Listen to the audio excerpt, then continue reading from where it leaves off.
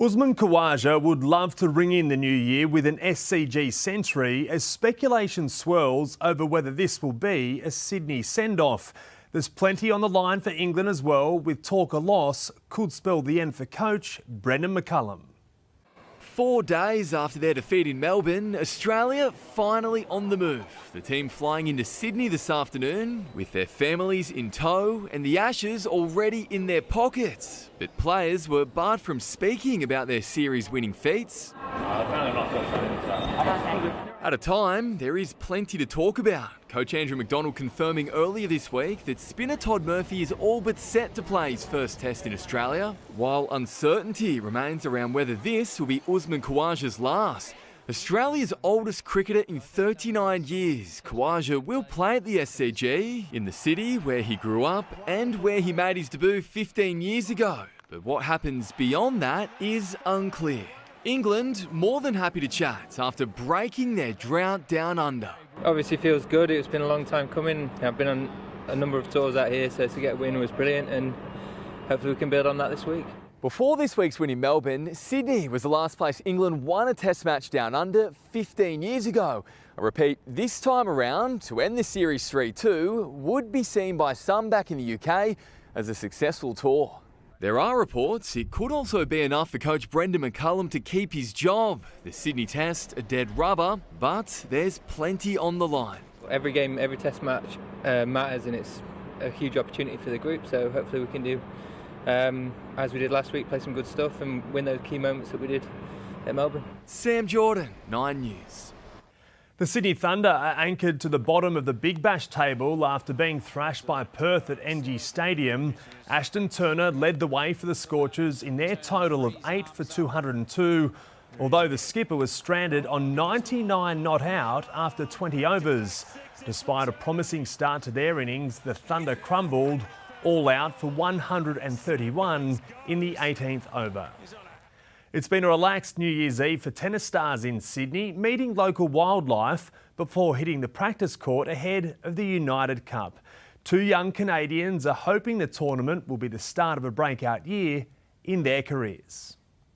Canadians, kangaroos and koalas. It's an odd mix. He's eating a lot. Wow. But these tennis players loved their time as tourists at Sydney Zoo. It's like he's got a strong grip there. He's got a strong grip. We're kind of playing a little tug of war right now, so he's kind of winning a little bit, but I'm gonna let him have it. Victoria Mboko and Felix Auger-Aliassime certainly won't be taking it easy on court, representing their country in the United Cup. I feel like it gives you, for me at least, extra energy and focus, to not only do well for yourself, but your teammates, for your country and everybody supporting back home. Auger-Aliassime finishes 2025 ranked 5th in the world, a career high, but he's still yet to make a Grand Slam final. Are you feeling as confident as you ever have?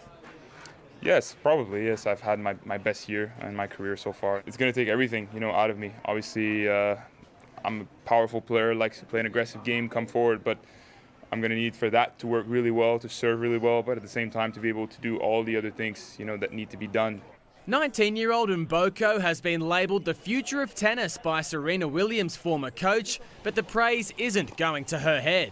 I just like to enjoy myself as much as possible, and I just have a lot of fun playing the sport I love, and that's all I see it as. From the East Coast to the West, teams GB and Japan hit the beach at Rottnest Island off Perth. Naomi Osaka confident she can add to her tally of 4 Grand Slams 5 years after her last at the 2021 Australian Open. I feel like every year I'm kind of learning more about myself, so that's a really good thing. I think that keeps me young. Luke Dovesey, 9 News. BNC Minet has been stripped of its handicap win in the Sydney Hobart after it was handed a 1 hour and 5-minute penalty today. The race committee lodged a protest against the boat after the crew was found to have illegally set a sail in the final 2 nautical miles of its journey to Hobart. Min River sat second overall but was elevated to first when the protest was upheld, Zhang Lin becoming the first female skipper to win the prize, and it's the first time a 2-handed crew has claimed the Tattersall Cup. The Kings are fast becoming the team to beat in the NBL. Sydney heading into 2026 with 6 straight wins after beating the Brisbane Bullets 95-70. The Kings climbing to third on the ladder after their showdown, ahead of their showdown rather, with the second place Melbourne United on Friday. A reality check for Aston Villa, whose 11-game winning run has come crashing to a halt at the hands of Premier League leaders Arsenal. The Gunners winning 4-1 at Anfield, extending their gap over Manchester City to 5 points. Man United blew a golden chance to move into the top four, held to a 1-1 draw by bottom-place Wolves, who secured just their third point of the season. 2010 Winter Olympic champion Tora Bright is desperate to see Scotty James finally fulfil his golden destiny when he competes in the snowboard halfpipe in Milano Cortina. James is one of several Australian gold medal hopes in February, and Bright has revealed why the country's winter athletes continually punch above their weight. Tora Bright is our first and only Olympic champion snowboarder. Tora Bright has gone smack! The halfpipe queen believes it's Scotty James's time to fulfil his destiny.